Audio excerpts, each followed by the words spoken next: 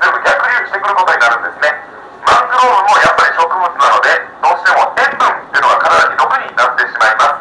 この根っこの部分がコルク層になっておりますので、ある程度根っこで塩分をろ過できるようにはなっているんですが、それでもどうしても全部が全部きれいにろ過しきれることができませんので、今度はですね、間違って吸い上げてしまった塩分はどうするかと言いますと、皆様今度はですね、葉っぱの方をちょっと注目してみてほしいと思います。ところどころで黄色くなっている葉っぱがついているの分かりますでしょうか。僕のあたりが左手の方もマングローブ見れますので、どうぞ黄色い葉っぱ探してみてくださいね。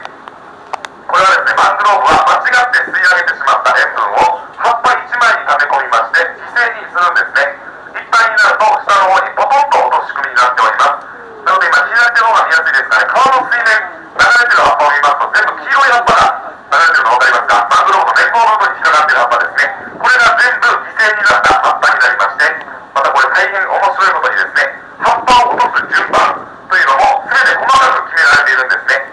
よく見ますと大体葉っぱの段が3段から4段ぐらいの段でついてると思うんですが、そのうちの一番下の方の段の葉っぱから黄色くなっていることに気がつきますでしょうか。これはですね、順番で言いますとやっぱり古い方の葉っぱから順番に落としていくようになっております。大変申し訳ないんですけども、こちらの船で言いますと一番ご年配の方から海に飛び込んでいただくということになりましたね。またこの黄色い葉っぱはですね、中に塩分を溜め込んでいますので、ちぎって舐めてみますと葉っぱの芯の部分がしょっぱくなっております。